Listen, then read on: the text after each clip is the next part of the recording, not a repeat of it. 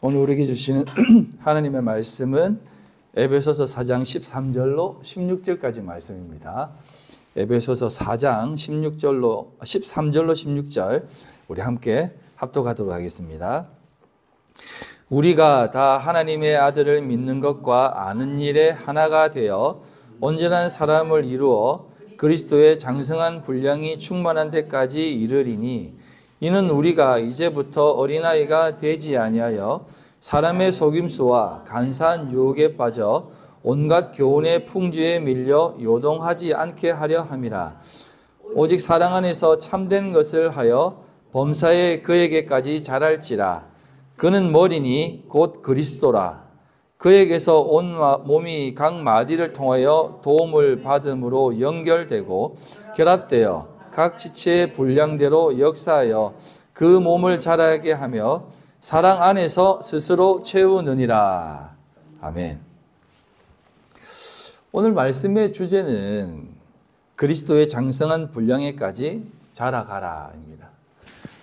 그리스도의 장성한 분량, 그에게까지 자라는 것, 어떻게 하면 자랄 수 있을까요? 이게 참 어려운 문제죠. 사실상 예수 믿는 사람들이라면 이 고민을 안 해본 사람은 없을 겁니다. 물론 고민만 하는 사람이 있고 고민과 함께 노력을 해본 사람도 있을 거예요.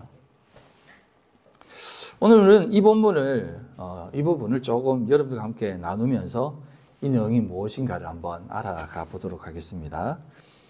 말씀을 보면 그리스도의 장성한 분량에까지 가는 길을 요구하는 것처럼 보이고 또 하나님의 아들을 믿는 것과 아는 일에 하나가 되어 온전한 사람을 이루라고도 하는 것처럼 보여집니다. 우리 보고 그것을 이루라고 하는 거죠. 하지만 이렇게 우리 보고 이루라고 한다면 과연 앞에서도 언급을 했지만 쉽지 않다 이 말입니다. 그리고 누가 이것을 이루어 갈 수 있겠느냐 이 말입니다. 그렇다면 이게 쉽게 말을 해서는 안 되는 부분이다 이 말이죠.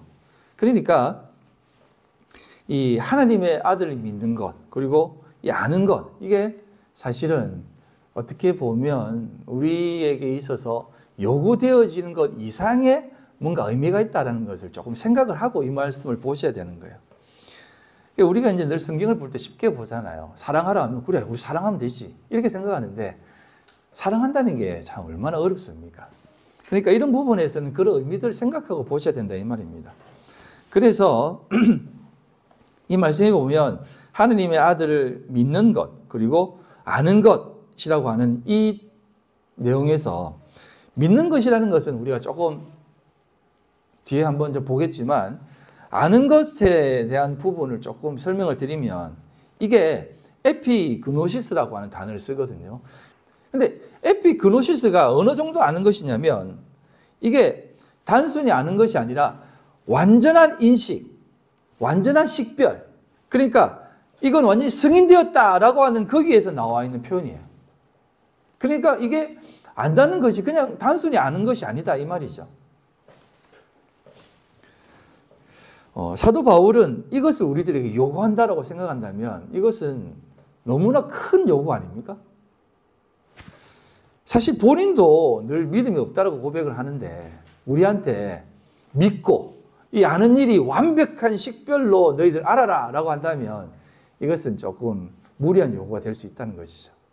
그렇기 때문에 이 의미의 참된 진의가 무엇이냐라는 것을 우리는 해석을 해야 된다는 겁니다. 그래서 이제 이 본문은 원어로 보면 이제 이런 부분을 조금 보셔야만 되는데 원어는 메커리라고 하는 단어로 이 본문이 시작되어집니다. 메커리라는 말은 어떤 뜻이 있냐면 이게 어디에까지라는 뜻입니다. 어디에까지. 이게 이제 전치사로 사용되어지면 그렇게 되면이라는 의미로 되어지는 거예요. 그러니까 그렇게 되면이라는 단어로 해석되어지는 겁니다. 예. 그래서 에베소서 4장 11절부터 다시 한번 이렇게 본문을 읽어보면 이런 내용이 있습니다. 그가 어떤 사람은 사도로, 어떤 사람은 선지자로, 어떤 사람은 복음 전하는 자로, 어떤 사람은 목사와 교사로 삼으셨으니 이는 성도를 온전하게 하여 봉사의 일을 하게 하며 그리스도의 몸을 세우려 하심이라. 그렇게 되면 우리가 다 하나님의 아들을 믿는 것과 아는 일에 하나가 되고 온전한 사람을 이루고 그리스도의 장성한 분량이 충만한 데까지 이른다라는 뜻입니다.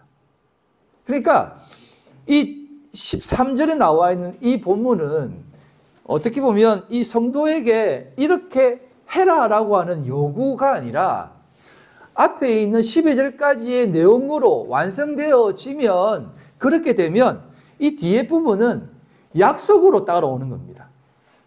그렇게 되어지면 이 부분이 이렇게 되어진다는 거예요. 그러니까 이렇게 될 것이다 라는 말씀으로, 약속의 말씀으로 이 13절부터 이어지는 것이다 이 말이에요. 그러니까 사실상 그리스도의 장성한 분량에 충만할 때까지 이르라가 아니라 그렇게 될 것이다 라고 하는 말로 약속으로 주어지는 말씀이다 이 말입니다. 이게. 그래서 성도로 살아가는 삶에서 가장 중요한 것이 바로 하나님의 아들을 믿는 것과 아는 것 아니겠습니까? 그러니까 믿는 것과 아는 것은 앞에 있는 부분이 완성되어지면 이 부분이 이루어진다라는 거예요. 그래서 이 아는 것이 정말 중요하다는 겁니다. 이 아는 것이 얼마나 중요하면 예수님이 이런 말씀까지 하셨잖아요. 요한복음 17장 3절, 영생은 곧 유일하신 참 하나님과 그가 보내신 자 예수 그리스도를 아는 것이다.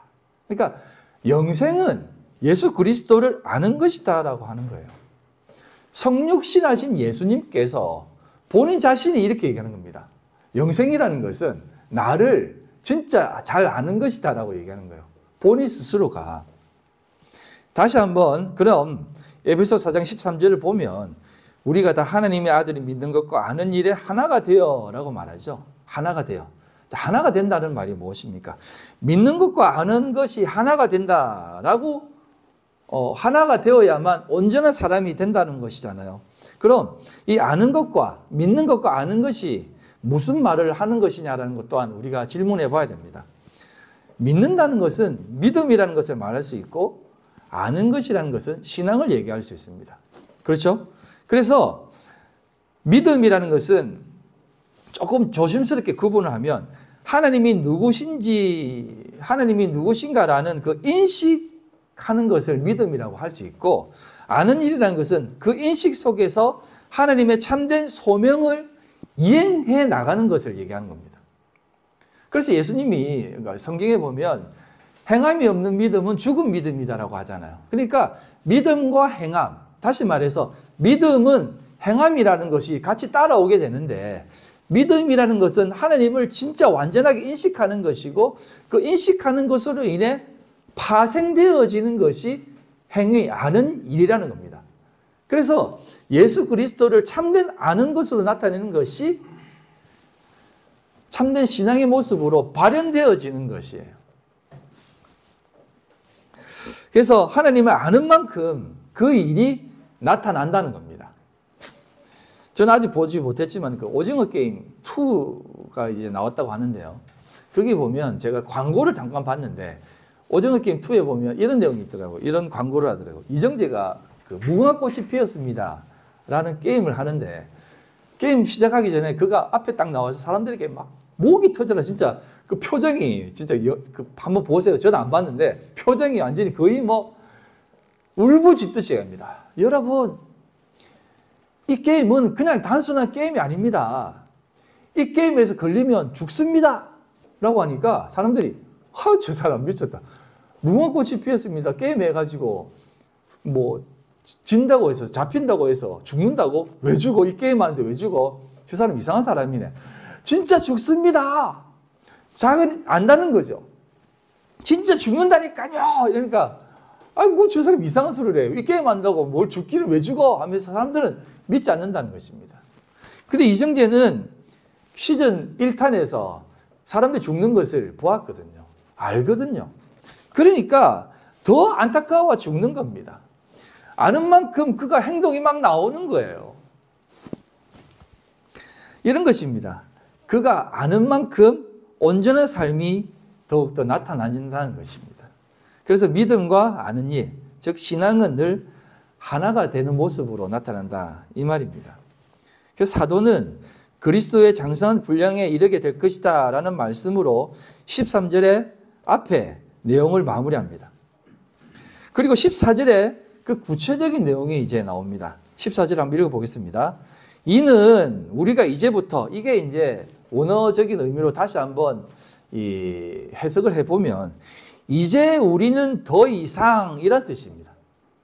이제 우리는 더 이상 어린아이가 되지 아니하여 사람의 속임수와 간사한 유혹에 빠져 온갖 교훈의 풍조에 밀려 요동하지 않게 하려 한다는 겁니다. 이제 우리는 어린아이가 되지 않는다는 겁니다.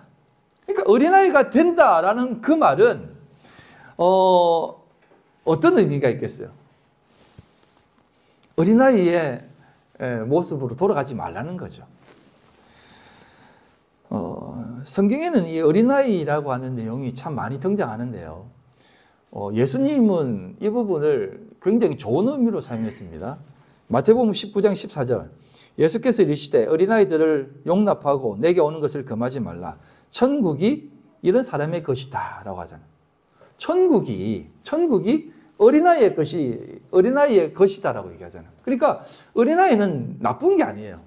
근데 사도 바울은 어린아이를 뭐라고 얘기합니까? 나쁜 것으로 얘기하잖아요. 되지 말라고 하잖아요. 그러면 어디에서는 뭐 어린아이는 좋은 거고 어디에서는 어린아이가 나쁜 거고 이렇게 보면 일관성이 없잖아요. 여러분들은 어린아이처럼 신앙생활을 하고 있습니까? 아니면은 어린아이처럼 뭐 어린아이가 되지 않으려고 이렇게 살아가고 있습니까? 근데 이게 이제 좀 원어로 좀 봐야 될 의미가 이유가 있는데요. 예수님이 말씀하신 어린아이는 파이디온이라는 뜻입니다. 파이디온이 어떤 의미가 있냐면 반쯤 자란 아이입니다. 그러니까 다 성장하지 못한 사람, 소년을 파이디온이라고 그래요. 그러니까 말 그대로 그냥 아이들입니다. 말 그대로 아이. 그런데 이 사도 바울이 말한 이 어린아이는 네피오스라고 해서 말이 없는 이런 뜻입니다. 그러니까 말을 못하는 이런 뜻이에요. 왜 이 말을 굳이 사도 바울은 썼을까요? 그 속에 말이 없다는 겁니다. 말이 없다는 거예요. 그러니까 그 안에 하느님의 말씀이 없는 자를 어린아이라고 얘기하는 거예요. 그러니까 어린아이라는 것은 그 속에 말씀이 없고 진리가 없는 자를 얘기하는 겁니다. 그런 사람이 되면 어떤 삶을 살게 됩니까? 사람의 그 속임수, 사람의 유혹에 빠지게 된다는 거예요. 사람의 속임수가 뭐라고 생각합니까? 여기에 나와 있는 속임수라고 하는 단어가 그 놀이를 하기 위해 사용되는 주사위를 뜻합니다. 그러니까 노름을 얘기하는 거예요. 노름. 사람의 그 노름, 속이기 위한 노름을 얘기하는 거예요. 그럼 노름하면 생각나는 게 뭡니까? 일확천금 아닙니까? 일확천금. 노름하면 일확천금. 사람들은 모두가 다 일확천금을 노립니다. 믿는 사람들도 다 로또 한번 사잖아요. 왜 삽니까? 의도는 좋죠. 로또에서 당첨되면 교회 건축을 짓겠다. 혹은 뭐 목사님께 11조를 드리겠다. 뭐 이런 거 얘기하면서 일확천금을 노리잖아요. 근데 뭐 그런 수준 낮은 일확천금이 아니라 조금 신앙인이라고 하는 사람들까지도 사실은 일확천금을 이런 식으로 노립니다. 이게 노름이에요. 사람의 속임수입니다. 일확천금이 뭡니까? 우리가 생각하는 천국 아닙니까? 천국. 여러분 천국을 어떤 곳이라고 생각합니까? 많은 사람들이 천국을 얘기할 때 이렇게 생각합니다. 모든 것을 누릴 수 있고 모든 것을 다 가질 수 있고 모든 것이 다 좋은 곳이라고 생각합니다. 진짜 일확천금과 같은 곳을 천국이라고 생각을 해요. 그러니까 타 종교에도 이슬람 종교인들은 그 죽어서 가는 곳이 천국이라고 하는데 그들이 가는 천국은 수많은 미녀들이 기다려서 그를 이렇게 맞이하는 곳이 이슬람 종교를 믿는 사람들이 바라는 천국이랍니다. 그리고 불교인들이 바라는 천국은 어디입니까? 극락 아닙니까? 극락. 즐거움이 끝이 없는 그 극락의 세계 아닙니까? 그러니까 그런 사상들이 우리 속에 들어와서 천국, 천당이라는 개념에서 우리가 바라는 천국도 그런 곳 아닙니까? 황금길, 먹어도 배가 이렇게 부르지 않는 그런 아름다운 열매, 맛있는 열매가 있는 곳, 유리바다, 번쩍번쩍 빛나는 어떤 사람 천국을 갔다 온 사람이 이런 얘기를 하잖아요. 황금 귀갓집이고 변기도 황금으로 되어 있다고 하잖아요. 이게 사실은 사람의 속임수라는 겁니다. 일확천금을 바라는 천국의 개념. 제가 이제 명절이 지나고 나서 이제 3월 달부터는 이제 이 에베소서 강의를 끝내고 나면 그 기독교의 기본 그 원리에 대해서 이제 여러분들에게 좀 전하려고 하는데, 그때 구원이란 무엇인지, 천국이란 무엇인지, 죄란 무엇인지에 대해서 한번 쭉 강의를 하려고 합니다. 그때 한번 천국에 대해서 다시 한번 이렇게 집중적으로 말씀을 드리고, 사도 바울은 그런 사람들의 속임수, 사람들이 말하는 소위 말하는 영지주의라든지 이단들이 말하는 그런 속임수에 넘어가지 말라는 겁니다. 그럼에도 불구하고 오늘날 많은 기독교인들이 여전히 여기에 빠져 산다는 겁니다. 천국 죽어서 갈라라 이렇게 생각하는 겁니다. 이런 것은 이미 중세시대에 잘못된 것이다라고 이미 얘기를 했어요. 그런데도 불구하고 여전히 우리들에게 천국, 천당 뭐 이렇게 하면 천당이라니까 막 죽어서 화려한 곳으로 가는 나라, 그렇게 생각하는 겁니다. 그건 늘 사기꾼들이 하는 수법입니다. 사기꾼들이 하는 수법이 뭡니까? 수익률 200% 하지 않습니까? 그러니까 뭐 앞에서 목사님들도 이런 얘기 하는 분들도 계시더라고요. 헌금해라. 여러분들 전부를 드려라. 하나님이 다 채워주신다. 30배, 60배, 100배의 결실을 주게 하신다. 그럼 100만 원 내면 1억을 튀겨줄 거다. 이렇게 얘기하는 겁니다. 그런 거 아니잖아요. 물론 예수님께서 씨 뿌리는 자의 비유에 이런 얘기를 한 적이 있습니다. 마태복음 13장 8절. 더러는 좋은 땅에 떨어짐에 어떤 것은 100배, 어떤 것은 60배, 어떤 것은 30배의 결실을 하였느니라 라고 하니까 100배의 결실을 기대하면서 막 바치잖아요. 근데 여러분, 어떠한 농사법이 1을 심었는데 100배로 튀겨가지고 수확이 됩니까? 그런 농사법이 있으면 저한테 말씀 좀 해주십시오. 예수님이 그런 것을 우리에게 얘기한 것이겠습니까? 그런 것을 얘기하는 것이 아니지 않겠습니까? 그런 것은 사람의 속임수라는 겁니다. 노름에서 하는 얘기다 이 말이에요. 그래서 이런 부분들을 또 이렇게 가르치는 분들도 있더라고요. 솔로몬의 일천번제. 물론 이 부분은 신학적으로 이렇게 분명히 일천번제가 1000번을 나누어서 드리는 것이 아니라 1000마리의 통틀어서 이제 번제로 드려진 것이다라고 얘기를 하는데, 이걸 이제 목사님들은 1000번제를 드려라. 그래서 이제 1000일 기도를 예배를 드리는 겁니다. 새벽 기도부터 시작해가지고 1000번의 예배를 드리는 겁니다. 그래서 1000번의 1000번째 예물을 만들어가지고 1000번을 드리는 겁니다. 어떤 사람은 한 번 드릴 때 10,000원, 어떤 사람은 한 번 드릴 때 5,000원, 어떤 사람은 뭐 진짜 뭐 한 번 드릴 때 5만 원 이렇게 작정하는 사람들도 있더라고요. 그러면 1000번 드리면 그게 1000만 원 아닙니까? 그렇게 얘기하는 사람들도 있더라고요. 1000번제물 이렇게 해가지고. 이게 사람들의 속임수다 이 말입니다. 물론 뭐 그렇게 하면 하나님이 감동을 해가지고 우리에게 더 많은 것으로 채워줄 것이다 라고 얘기하는 사람들도 있는데, 하나님이 그런 것으로 감동하겠습니까? 불쌍히 여기시죠. 세상의 그 사람들의 속임수는 그런 모습으로 교회에 들어와 있다는 거예요. 1000번제 예배 뭐 이렇게. 그것은 사실 노름판이라는 겁니다. 노름판. 여러분 노름판에 가면 바람잡이가 있지 않습니까? 바람잡이. 한쪽에서는 막 뻥뻥 터집니다. 막 100회 막 이렇게 막 뻥뻥 터집니다. 그러면 옆에서 뭐라고 합니까? 한 사람이 터졌습니다. 저 사람이 오늘의 주인공입니다. 내일의 주인공은 당신이 될 수 있습니다. 하면서 사람들에게 막 땡기게 하고 막 돈을 투자하게 합니다. 어떻습니까? 오늘날 많은 그 정치판이나 교회나 세상도 다 그렇지 않습니까? 영업사원, 도표 쫙 그려놓고 이번 달에 영업사원, 모두들 이 영업사원을 본받으세요. 정치인들 마찬가지 아닙니까? 이렇게 멋진 정치인이 있습니다. 이 사람을 본받아 가세요. 교회도 안 그렇습니까? 하나님 앞에 열심히 신앙생활로 기도했더니 하나님이 이렇게 은혜 주시고 채워주셨다. 하나님이 나를 이렇게 지금까지 이렇게 성공하게 해주셨다. 다 따라가세요 하면서 막 내일의 주인공은 내가 될 거야 하면서 하나님 앞에 더 기도하고 매달리는 거 아닙니까? 지푸라기도 잡는 심정으로. 사람의 속임수라는 겁니다. 이런 속임수 누가 넘어갑니까? 어린아이들이 넘어간다 이 말입니다. 그 속에 말이 없는 자, 진리가 없는 자. 그리고 간사한 유혹, 이게 뭡니까? 유혹은 관계를 말하는데 이 어떤 음모를 말합니다. 그래서 사도 바울이 에베소서 6장에 이런 말씀을 언급하죠. 에베소서 6장 11절, 마귀의 관계를 능히 대적하기 위하여 하나님의 전신갑주를 입어라 라고 얘기합니다. 마귀의 관계, 마귀는 언제나 관계를 부립니다.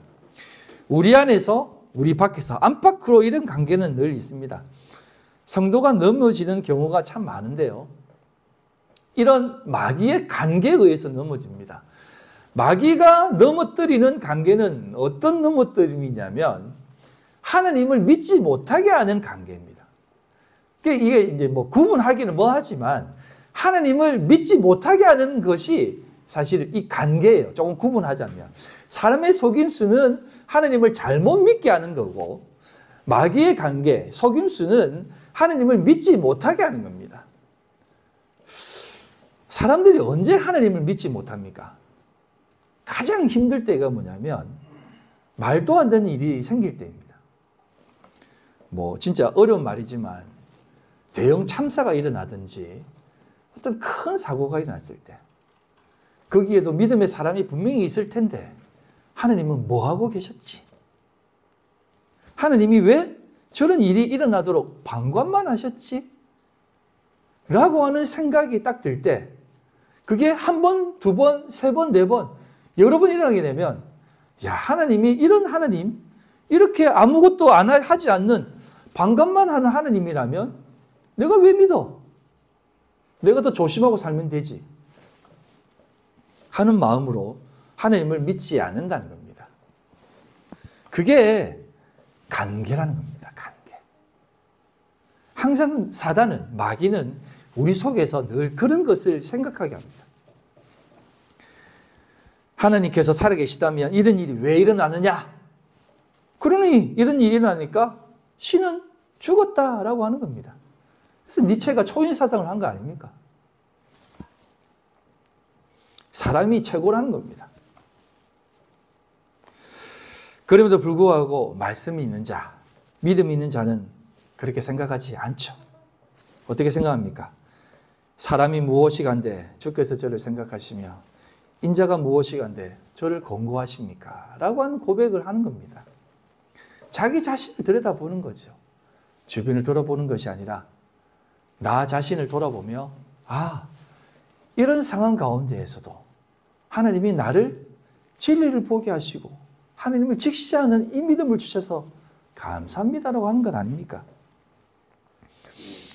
마태복음 11장에 보면 이런 내용이 있습니다. 마태복음 11장 2절로 3절, 6절로 7절. 요한이 옥에서 그리스도께서 하신 일을 듣고 제자들을 보내어 예수께 여짜오되 오실 그이가 당신이오니이까 우리가 다른 일을 기다리오리이까 라고 하는 겁니다.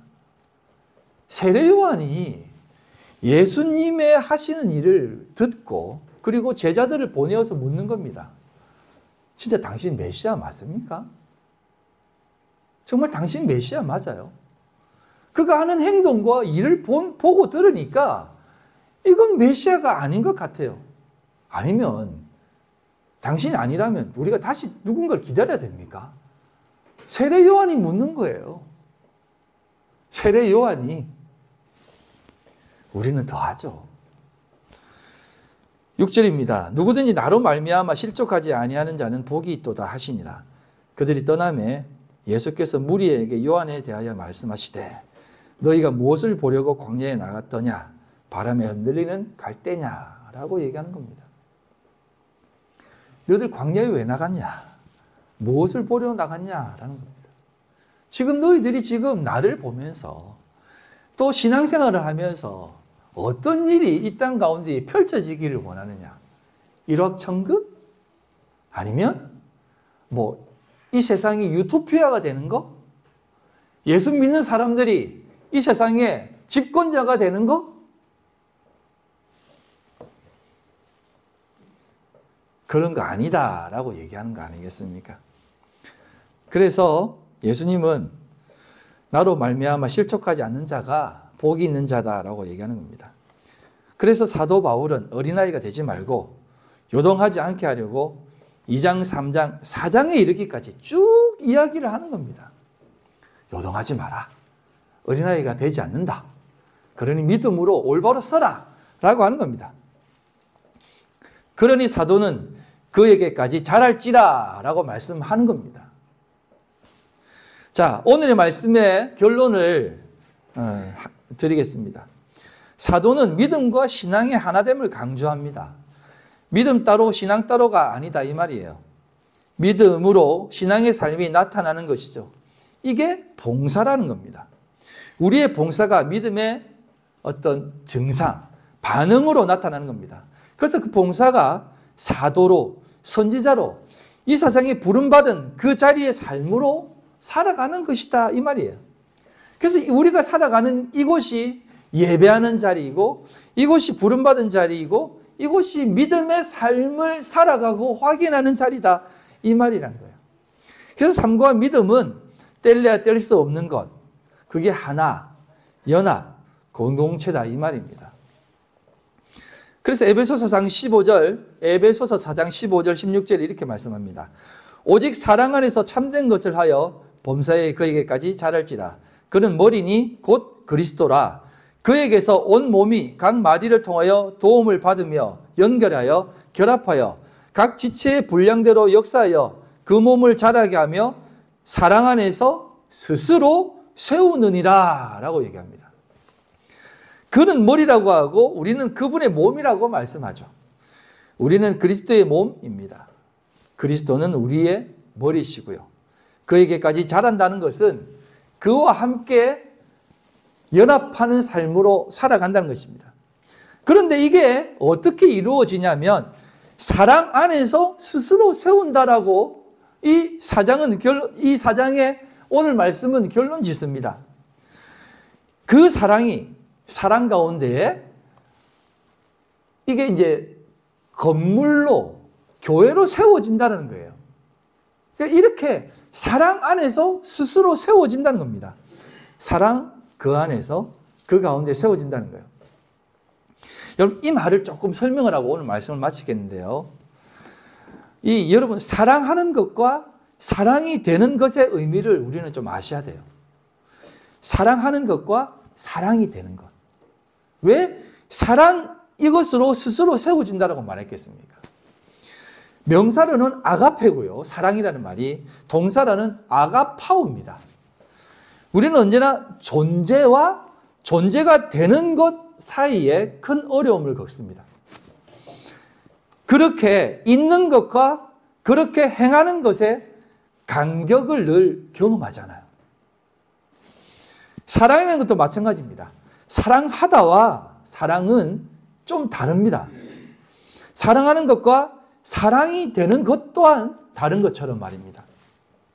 우리는 아가파오, 사랑하다와 아가페의 차이점을 늘 경험하며 삽니다. 어떤 사람은 아가파오를 열심히 연습하고 행하면 아가페가 된다고 생각합니다. 하지만 3년 구미, 불이황모라는 말 아십니까? 개꼬리 3년 묻어둔다고 쪽제비털이 되지 않는다는 말입니다. 그리스도의 복음은 우리 행위와 행동에 관한 것이 아니라 보다 근본적이고 본질적인 심연에 관한 것이다 이 말이에요. 그러니 사랑하는 것과 사랑이라는 것은 다른 것입니다. 그래서 우리는 이 세상은 늘 우리에게 사랑하라라고 합니다. 하지만 성경은 먼저 사랑이 되어라라고 얘기합니다. 그러니 그리스도의 이끄심을 따라 오늘을 살아가십시오. 사랑은 그리스도입니다. 여러분 안에 그리스도가 계신다면 여러분은 사랑으로 세워진 자입니다. 사랑하려고 하지 마시고 사랑이 되시길 바랍니다. 그럼 그 사랑은 여러분 안에서 일을 할 겁니다. 그리스도가 일하게 하시라는 말입니다. 그럼 여러분 사랑이 되면 사랑하게 됩니다. 그게 바로 사도가 오늘 이 본문 말씀의 결론인 사랑 안에서 스스로 세운다라는 말씀으로 이 말씀을 맺는 것입니다. 기억하십시오. 여러분은 먼저 사랑이 되셔야 된다는 것 기억하시고 어린아이와 같이 표리부동하는 것이 아니라 말씀을 가진 자로 늘 스스로 세워져 사랑이 되어 그 사랑이 여러분 안에 일하게 하시기를 주님의 이름으로 간절히 소망합니다. 기도하겠습니다. 하나님 아버지 감사합니다. 오늘도 우리가 이 땅을 살면서 늘 세상에 되어지는 것으로 인해 이리저리 왔다 갔다 일희일비하고 있습니다. 그럴 수밖에 없습니다. 그러나 하나님 간절히 소망하고 원하옵기는 우리가 어린아이가 되지 아니하여 말씀을 가진 자로 그리스도를 우리 머리로 둔 자로 이 땅 가운데 그리스도인으로 살아가게 하여 주시옵소서. 사랑으로 세워나가게 하여 주시옵소서. 예수님 이름으로 기도합니다. 아멘.